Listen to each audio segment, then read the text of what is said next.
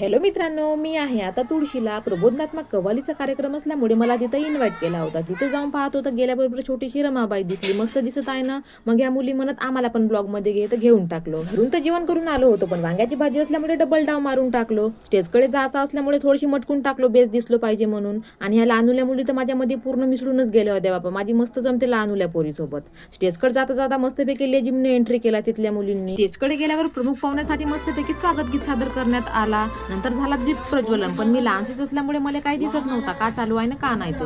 प्रमुख पाहुण्यासोबत जाऊन बसलो स्टेजवर, पण मला तर बेवई लागत होता, कारण मोठ्या मोठ्या लोकांमध्ये मी एकटीच लहानशीच होतो. तर जीवनात कोणत्या पोरानं फुल नाही दिलं, पण येते तर मला गुच्छाच भेटला होता. तर त्याला पाहून मी मस्त खुश होत होतो. आणि इकडे मस्तपैकी मला गिफ्ट भेटला, शिवाजी महाराजांची फोटो. मस्त आहे ना. इकडे पाहत होतो खतरनाक आवाज चालू झाली होती बाबा. मी म्हणलो आपण उडाच्या पहिले लवकर इथून निघून जावा. निघलो घरी जासाठी, तर इकडे भेटले मग हे आपले भावेश कोटांगले सर. हे पण प्रसिद्ध कलाकार आहेत, कवी गायक आहेत. यांनी माझ्या कलेची स्तुती केली, तर छान वाटला.